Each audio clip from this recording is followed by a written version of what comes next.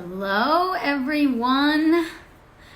I am coming to you live again today to talk to you about another amazing way that you can track your fertility from the comfort of your own home. How exciting is that? And I'm bringing on the Easy at Home Premom healthcare manager, Terry. So let me get her on and we're going to talk all things go live. Let's do it. I'm so excited. Let's see how it's connecting. There she is. Oh, hello. Wow. Hi, it's so fast. I thought it would take a minute. Yeah, it's fast. It's fast. I know.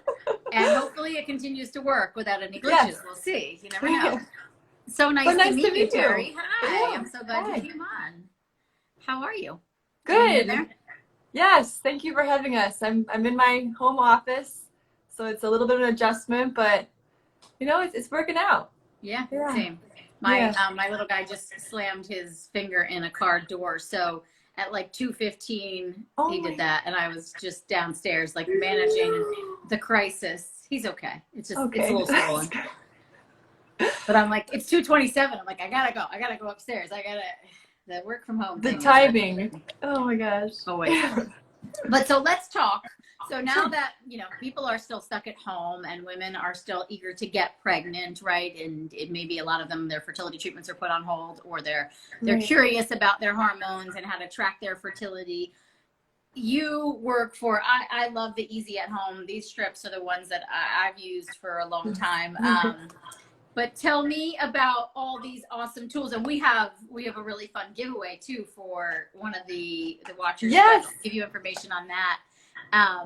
But tell me about your products and like the mission at your company at Premom. Yes. So the mission is to help women get pregnant quickly and naturally. And I did actually download your mission too. Yes, I just started looking at your book, and I need to read it. I was you guys in the giveaway. You'll get a copy of this, a signed copy of my book. Yes, you can get pregnant, and then you're going to get all these amazing tools. Look at that! Yeah, and I was just poking around a little bit, and I love how you talk about being hope-based and renewing hope. I'm like getting emotional just because that's what we're about too.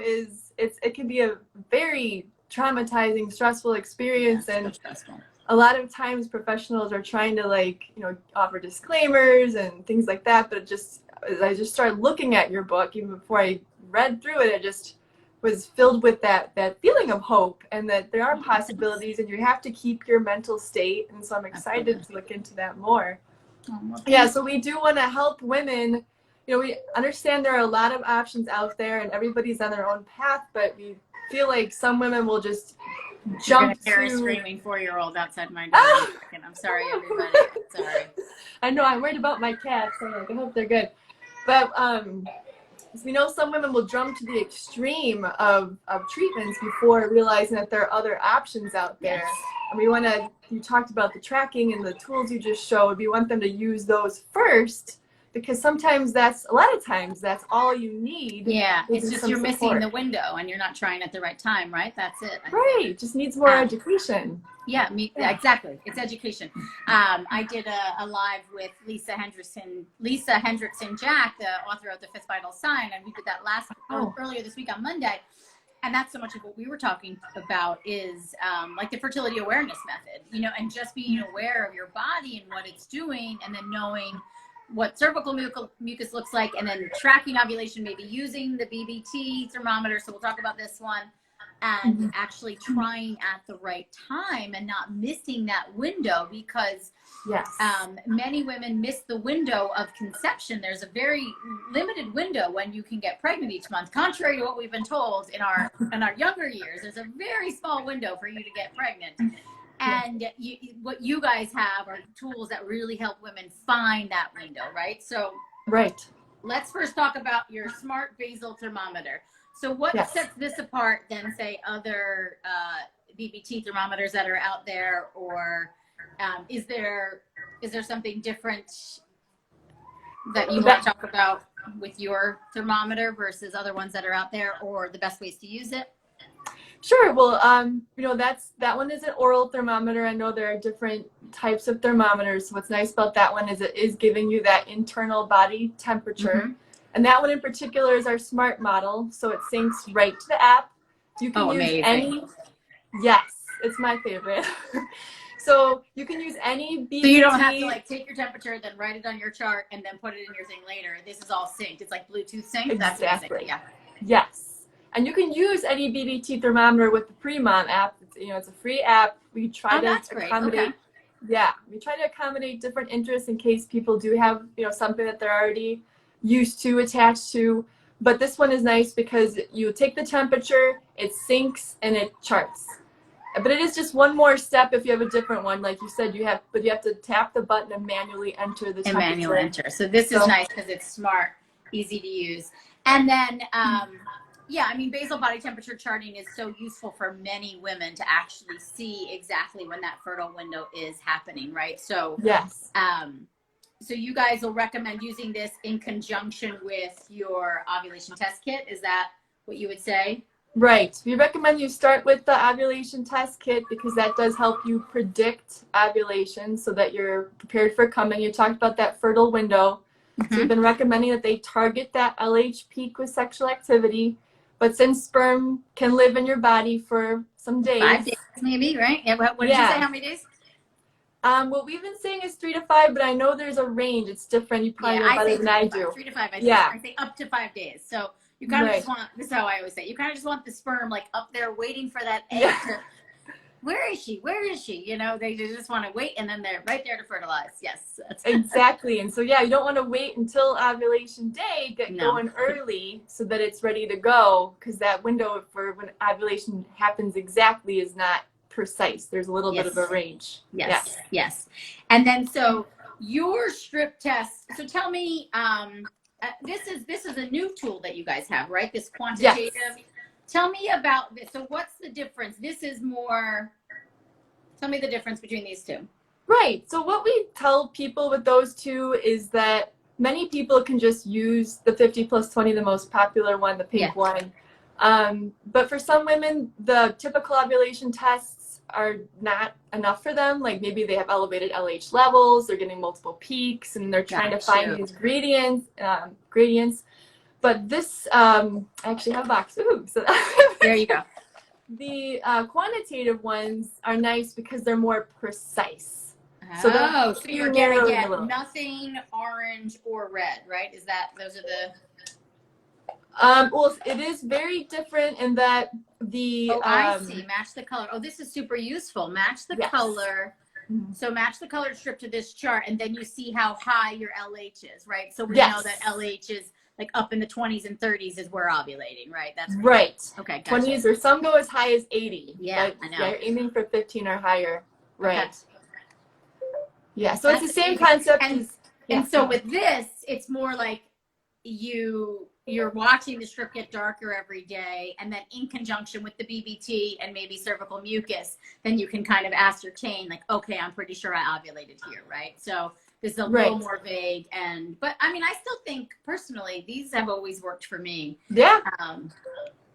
And then the pregnancy test too, this is the one I prefer as well because you can even see the faintness of the HCG lines versus a lot of the digital tests, right? They have a threshold that they're reading. So that's what's nice about what you guys offer is you're picking up any level and it's changing the color of the test, right? For LH or for HCG versus a lot of the digital tests that are out there are more picking up. You have to be a threshold. You have to be over a certain amount for the test to be positive or under a certain amount for it to be negative, correct? Right. We do have that standard cutoff as well, but we do encourage them to keep testing so they see that increase in intensity in that test line, like you're saying. We want them to make sure they see that HCG increasing, doubling. Yeah. Yes. And so you see it getting darker and darker and darker. Right. I love it. And then so, so let's talk about, this is probably your most popular product, right? This one? Yeah, the 20, because you get 50 ovulation predictor kits and then 20 HCGs. And then do you find this is a very useful product though for a lot of your clients as well, doing the BBT monitoring in conjunction? Yes, many prefer the automatic sync so that they can just take their, wake up, take their temp, and it's already right and it's there in already their all app. synced, and they don't have to think about it. I love that. Right. And then this is a newer one that you've come out with, because I see that too clinically, where I'll find that some predictor kits just don't work for some women because their LH is. So this one goes all the way down to, what is the cutoff on the LH on these guys? That one's at 25. Okay. But it's very similar to the quantitative in that you're still looking for the last highest value. So you're either looking for the last highest TC ratio, or for the quantitative, you're looking for the last highest LH level. Got you. And so you'll say, okay, if you use this and you just get a very faint line, then keep testing, right? And so it keeps getting higher and higher. So someone just asked, what is LH? Do you want to answer that, since it's your area of expertise? Well, it's the luteinizing hormone. It's what we measure in the ovulation tests. There should be a surge and then a spike. I don't know exactly the number of hours. Some say 12 to 48 hours before ovulation, 12 to 36. I don't know what you say. But there should be a spike, a surge, a peak right before ovulation happens. And you want to target that peak LH That's day. when you know.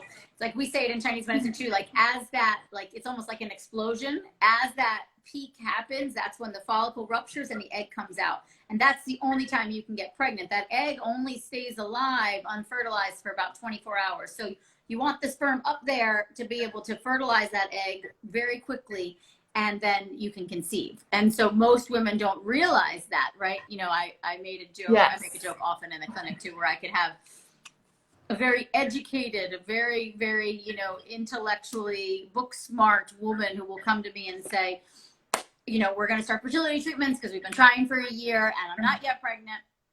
And I'll be like, okay, are you tracking ovulation? Yeah, no, my app says that I ovulate like every month on cycle day 14. So that's when we try. I'm like, okay, oh no. Tell me more, and then I have to get more information and more information. I'm like, okay, so unfortunately, it's heartbreaking too, because I'm like, unfortunately, you've actually been missing the window. Or I actually get enough information that I can say to them, okay, so 6 months out of the last 12, you had a valid attempt. Otherwise, you've actually missed the window. And it really does then help them reconfigure, because do you need the fertility treatment right away, right? If you're not, it's like if you're not timing intercourse exactly when you need to, you could miss the window, and it's very easy to miss the window. Right. So what you guys offer are great tools to, I think doing the BBT in conjunction with the predictor kits really help you nail the ovulation, if you will, and then you can have that timed intercourse and get pregnant, if that's what you're trying to do, or you're avoiding intercourse and not getting pregnant. Could your LH peak and not have ovulation occur? Yes. Yes. That's where the BBT comes in, right? That's where the BBT comes in. Yeah. So what you'll see is on a BBT chart, so BBTs should be biphasic, which basically means in the follicular phase, they're kind of like this, unflat in the 97s. Then there's a little dip and a spike. That's the LH surge. And then they raise to the high 97s, low 98s, or mid 98s. So you have these two phases with the LH surge in between. So what you'll see is in some women, especially women with maybe some cysts on their ovaries, maybe not necessarily polycystic ovarian syndrome, but a tendency towards that. There's a lot of spectrum, so I'm just being very vague, but you'll see what I call attempts at ovulation or inefficient ovulation. So there's a spike, and maybe LH only gets to 12 or 18 or something like that. Doesn't actually happen, drops back down, tries again. So you'll see these couple attempts. And so you need to see how you've actually ovulated is once you stay up with the BBT in that luteal phase in the high 97s, 98s for at least, I would say, 4 consecutive days. Then we kind of have a hunch where we're clear that you're in the luteal phase. There's also some progesterone predictor kits, right, that you could test your progesterone levels and see that you actually did, in fact, ovulate. Your test, I guess, would just get lighter, right? That's how we would know too. LH is decreasing if they were to continue to test. Right. And we do recommend for those who are just starting to use our kits or tracking in general that they start testing right after their period ends. Yes. Because then they might see that they do get multiple peaks and they're not stopping before their actual ovulation happens. Is women will get one peak And they're like, oh, so we tried, I ovulated. And then right. like, my period was late and it came on day 45. And I'm like, well, that means, yeah. you know, I always subtract 14 from day 1 of the period or 15 from day 1. And it's like, yeah, you didn't ovulate until day 30. Mm-hmm. And they're like, oh my gosh, I've been trying for these last 6 months at day 14. It was the first time I see the peak. So what do you suggest to start testing with OPK? You just, with irregular cycles, you just said that. So I'd really, same thing. I'll say, you know, you start once your bleeding kind of stops, or maybe around cycle day 6, 7, and just test all the way through, maybe for a couple months. So that's why these are better too, because it's, you know, this is a lot less expensive than any of those digital ones. And I think this gives you a better ballpark. And then in conjunction, do the BBT monitoring with the temperature, the thermometer, to really get an idea of your cycle. And then you can start to guess if you have irregular cycles, like say a cycle came on 40, you ovulated on 26 or thereabouts. You basically had to, because you pretty much always just have a 14, max 15-day luteal phase. Sometimes you see it longer, but it's really rare. And so that's when so start to look for ovulation, and then you should see the signs and symptoms. You should feel an increased sex drive. You should feel more wet. You should feel and see cervical mucus. So all together, then you get really clear picture of what when you're ovulating. Yes. And we even like to say, even when you start using our app, just like you mentioned, where the app will make a prediction and sometimes it won't be correct. Yeah. Ours can be incorrect. It's only as good as the data you enter. That's it. So a lot of women get confused when they first start. They'll see the app's initial prediction, which is based on statistical data, but it's not based on their personal pattern. They have to start entering the BBT, the ovulation, for the app to learn all of it. So it learns you. I love that. Yeah. When should you touch LH level in the day? Once a day only. So what do you think? When's the best time to test it? We recommend afternoon to early evening. We do find that some women do find success in the morning, but generally it takes a little longer for the LH to build up during the day. What's your experience? Yeah, usually it's like not the first P, like the second or third P of the day. Yeah, which is unusual because we, sell a lot of different types of urine tests. Right. Yeah, usually it's more concentrated, so that's when you'd want to test first thing in the morning, but not for this particular LH hormone. So, yeah, HCG is different, progesterone is different. Yeah. But yeah, so, and you could, like with these, again, going back to why I, like, over the years have chosen these two, is like, they're not that expensive. So you could test more than once in a day too, Yes. And we recommend it. See how things are improving or shifting, or how the LH is rising, which is nice. Yes. And we actually really talk a lot about the two different surge types, the rapid and the gradual. And if you do have a really rapid surge, you should be testing twice a day, because you might miss it. Right, right. And the gradual, so like that's, because I do Chinese medicine, right? And so a lot of it's, what's the word, subjective, so it's, and if I look at the BBT, I'm like, okay, this is an inefficient ovulation. And that concerns me too, that the egg quality might not be the best, because it's just not, like, the hormone isn't rising the way it should. So there's this kind of slow, steady, and you want to get, we say you need to build enough like yin and energy in that first half of the cycle to really get that explosion to happen, and you'll see that nice surge in the LH, and that is what you ultimately want to see. And then that surge is what helps kick up a good healthy progesterone in the luteal phase, right? So you really want all of that. What does it mean if I got high results around ovulation and then it drops and a few days later it gets high again? That's what we were just talking about, where you're getting multiple surges, or it's almost like multiple attempts at ovulation, and then one will be successful. Right? Is that what you would say too, Terry? Yeah, we do actually have a blog on this as well, because we found a really good study that shows the different types of gradual, like we just talked about, peaks. You have like a plateau one where you're like, why am I still high? So you have to let that finish out. And then we do have the multiple peaks. And so what does it typically mean physiologically? Do you have any idea? Is there like a pathology, if you will, behind it? Or is it just everybody's body's different and we're not robots? The best I understand is just from doing some research on it, that, like you said, your body is building up. I can't remember the exact term right now, and it's not able to make it all the way, so it just tries again. Yeah. Right. And that's what we typically see. So you'll see women where they go through and they have all the signs and symptoms, and then it goes away, and then it comes back again. And that's typically where I see women miss their attempts, because they see that first one as the one, and then they don't continue testing. They just go on with their life. They stop paying attention, and they completely miss the window of opportunity. Oh, she said, you guys are amazing. Thanks so much. Well, you're welcome. I mean, and this is it too, right? This is it. There's so much power in the education, and there's so much, I think there's so much power in this conversation because so many women don't know, and it's very overwhelming, you know, and also a lot of those digital kits, A, they get very expensive, but B, I think the thresholds are different. And so they can get very frustrating for people. Whereas these strip tests, I just find, I don't know, in my clinic, you know, I've been practicing 16 years. I just find these ones more reliable and less crazy making. You know? That's great feedback. Thank you. Yeah, less crazy making. Good. And then if you do it in conjunction with your BBT, it really is. It's like you become the master of your body and of your cycle, and that's ultimately what I know. That's your job too. That's ultimately my job. My job is to teach you how to take back the power over your health and your fertility, and not to give me the power. And so I tell you all the things you need to do to get pregnant faster. No, these are the tools, and you use them so you can learn. Have you heard of the My Lotus testing kit in the UK? I have not. No, I have not.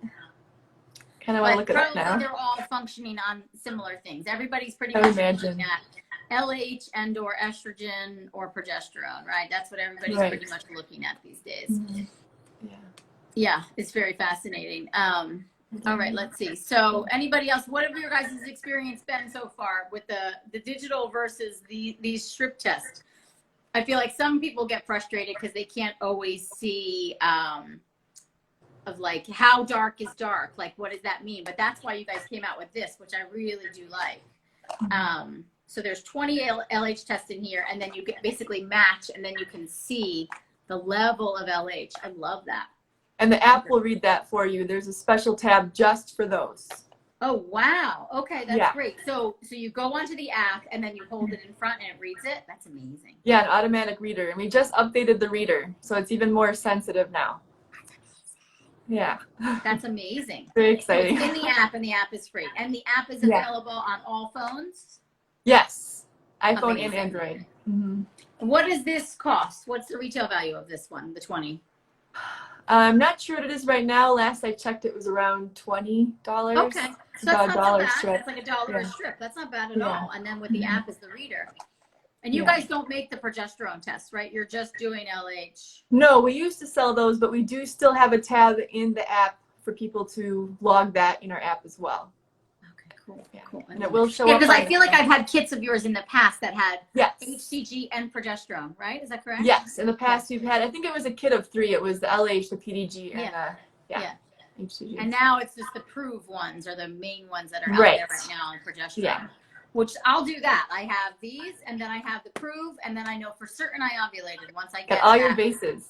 Yeah, you cover all your bases. Exactly. Because sometimes it's honestly for me mentally a little too much at times, the BBT, or I just know my cycle so well now. So but you do have to wake up the same time every day for those. You gotta wake up the same time every day. You gotta have like at least 4 or 5 consecutive hours of sleep. Right. Which just proved challenging when I had an infant, 2-year-old, 3-year-old, 4's been easier for sleep. Yes. He's always been a good sleeper, but you're just interrupted. Like he comes into the middle of the night and you're up, and that'll throw off your BBT. I've seen where like the dog crawls in the bed in the middle of the night, and I'll, if I'm looking at BBTs, I'm like, why are your temps so high here? Oh, interesting. And then people realize like, oh, the dog sleeps on my feet. I'm like, oh, well, there you go. Wow. That's gonna throw off your BBT. So BBT is really sensitive. That's the other thing that I've noticed, and it can be a little, it's just it can be overwhelming for women, and so. I think, everybody's different and whatever works for you, but I always like the test kits and then in conjunction with the progesterone kits. And it's like very crystal clear for me.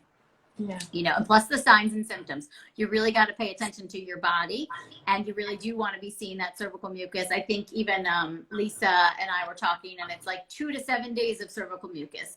And it's, you can have that range, but when you see that cervical mucus, you should be trying. And that's when you should actually start seeing your LHs surging. Your LHs starts to go up during that time. Can I actually ask you a question about that one?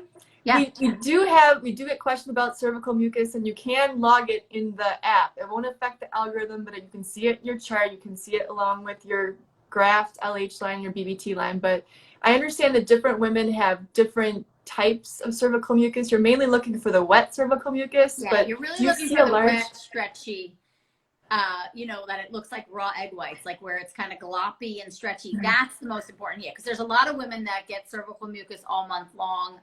Chinese medicine, that's diagnostic. That's not usually what we want to see. We want to just see, you know, maybe a little bit of mucus here and there, but increased wetness and moisture really in that fertile week, if you will. So you'll see, you know, again, it is anywhere 2 to 7 days, but it's kind of like gets increasingly more wet and more stretchy. And then with that too, there's typically, you know, an increased sex drive or just more thoughts of sex, you know, which is like, oh, it's the middle of the day and I'm thinking about sex. This is interesting. You know, I always say like that's because nature is really smart. Your body's basically saying to you, guess what? I'm ready. I got an egg. I'm about to drop her. You know, like, let's do this. You know, so to pay attention to that, but it's a sign of like estrogen, I believe, increasing in the body too. It's an estrogen. And so women will get sometimes different colors. The mucus can be like cloudy to whitish to yellowish. Again, that can be diagnostic in Chinese medicine in conjunction with other symptoms, but generally speaking, it's a sign of estrogen levels. But you really the stretchy stuff is the most important. So if they are getting the wet, but they're not getting the stretchy, is that something that you want to have them bring up to you? I would think there's two different things. Sometimes if you have a very active sex life around that time, you might not see all the cervical mucus because it almost just gets mixed up with the sperm, or maybe some women it doesn't fully descend too. So sometimes you have to kind of go up and look for it. So if you're feeling wet, but you're not seeing the mucus, it could you might have to like insert your fingers and go up and find it, and you'll find it in there. That's a good sometimes tip. it can get mixed up with the semen and it gets confusing. It's more concerning that if there's just dryness and they're not feeling any of that wetness, then I think, okay, there's not enough fluid and it's not a very fertile environment, even if you're still ovulating. You really want that moisture and the wetness. And then, the stretchy is really a good, it's ideal. Exactly. Okay. Thank you. Yes. Yeah, because we get that question. I say, I know different women have different types of cervical mucus, but I wasn't sure how important the stretchy egg white is. I cover it in here. I was actually just doing a recording with someone about. Oh, good. And efficient ovulation occurs between 14 and 21. Let's see. The day of ovulation varies depending on the average cycle length. Ovulation should come at the midpoint of your menstrual cycle. Ovulation should come with a few days of clear egg white cervical mucus and an increased sex drive. Some women feel a slight twinge or heaviness in their ovaries at this time, and although not every woman feels this, feeling this is considered normal. Some women slight breast tenderness, and if you're tracking your basal body temperature, this is the time of the month when your basal body temperature should shift or increase 0.4 degrees at least. I'm so excited. That's such a good reference. Why, thank you. Yeah, here's a good chart. It's in the book right here. The bottom one is the body temperature. See what I was talking about with the biphasic. So that's phase 1, phase 2. And then these are what the hormones are doing during this time. And you see your LH is surging right there as, boom, BBT goes up. And then progesterone is what keeps the BBT high. Right. Up here, luteal phase. Follicular, so we say in Chinese medicine, the follicular phase is more yin, it's more cooling, so it's cooler temperatures, and then the luteal phase is more yang and it's warming, and that's more raising and holding, warmer temperature, keep that little guy, if it's there, fertilized and developing, and implant and all the things. Yes, amazing. So let's see, are there any other questions? Looks like more people are popping in. Yeah, everybody's joining in. I love that. Let's see, I think. I know where you left off there. Yeah, I know. I went all the way up. UK. I love the idea of the app tracking the test strips. That's so handy. It is. I love this. Oh, so where could we order these? So everything is available probably on your website and on Amazon, right? Yeah, we actually have it on Amazon, Walmart, eBay, our websites. You know, right now with what's happening out there, sometimes the stock is not as great, but in general, we're on those websites. Or enter the giveaway. Yes. And you're going to win these things. I just want to pull up if there's any additional details about the giveaway for you guys. Let me just see. enter the giveaway, and yeah, it's a copy of my book, and you get all these awesome things, the BBT, the quantitative, and then this pack, the 50-20. So 50, I know, it's an awesome giveaway. So what you got to do is just go to my Instagram page, find the picture, and you guys, I think, posted it as well. Find the picture there's a picture of my book with these 3 awesome things, and follow the details. And that's how you enter the giveaway. And you can private message us for any questions whatsoever. And then you guys get this 1 month supply of awesomeness, so you can track your cycle and figure out how to get pregnant at home if that's what you're trying to do. This woman says, this is my first month using the strips, and they are bringing me so much hope, and that's so beautiful. Oh, thank you for sharing that. Someone else said, does hydration impact your cervical mucus? I think absolutely. I see air travel really impacted too, because it's very dehydrating. So you'll get drier. So yeah, and fats, a lot of good healthy fats. You need healthy fats in your diet to make that good CM. Lots of fish oil, lots of eggs, lots of butter, lots of ghee, lots of, all those healthy fats. Yes, seeds. Good info. Good. Take it all in. Is the luteal phase the same length every cycle-ish? It should be 12 to 14 days is kind of what we hope for. Some women have shorter luteal phases. That could be a sign of progesterone deficiency or thyroid issues, vitamin D issues. But typically 12 to 14 days is what you want to see in a luteal phase. It's usually not longer than 14. Some women will say to me, I just had this happen in one of my groups where she said, my luteal phase is getting longer. And it's just 16, 17 days. And I was like, that's kind of impossible. Put up your BBT. And she put up her BBT, and it was the same thing. She had like 2 spikes. And I was like, you didn't ovulate here. You actually ovulated a couple days later. And just, it was interesting because here she thought her luteal phase was getting longer, but that's pretty impossible. Yeah. Yeah. We don't usually see that unless you're pregnant, so obviously luteal phase should be pretty long in a pregnancy. It's about 9 months long, it's pretty long. Yeah. And that's actually an important part of the app, is it knows that about the luteal phase. So it helps it make more accurate prediction. Oh, that's great. So then it kind of looks backwards, and it's like you actually didn't ovulate when, at that first peak. Yeah. That's really smart. I love that. That's always helped me so much, and helped so many of my clients too, where, we just, because I see it all the time. Women will come and they're like, well, my cycle varies, but we've been trying every month around 14, because that's what my app tells me to do. And there's different apps out there. We're not talking about the Premom app. And, turns out, they're ovulating like 10 days later than they think they are. And they've been missing the window the whole time. Wow. And they might be one of those women that has mucus kind of on a regular basis, or vaginal discharge. And so she just thinks that's, what it is. And, if my BBT drops before starting my new cycle, does it mean I'm not pregnant? Typically, yeah. It means that the hormones have dropped off and you're about to shed the lining. Typically, not always. You can see a drop and then a spike again, and you can still be pregnant. What's the luteal phase? So there's 4 phases to the menstrual cycle. It's menstruation is one, then follicular phase, where you're developing that follicle, then ovulation, where you rupture the follicle, the egg is released. Then luteal phase, where you either are getting pregnant or you are not. So there's 4 different phases. I cover all the details in this book. So enter the giveaway and get a copy of the book, or you can get the book anywhere books are sold. But yeah, there's 4 phases to the menstrual cycle, which are all equally important. Yes. You need all of them to just be vital in general. Yeah. All right, this has been so amazing. So for you guys, you want to enter that giveaway, go and find the picture of these 3 things along with this on my Instagram or on Premom's Instagram, and follow the rules and join the giveaway. And I'm gonna sign this book, and then I'm gonna send you all of these goodies. Beth, my chief of communications, is really funny, because she was like, when that Premom stuff shows up, don't you open that. That is not for you. Because I'm always like, oh, goodies for me. And I was like, dive right in, don't you open that. We're giving those away. I was like, oh, damn it. Okay. I love it. I have my own stuff. It's good.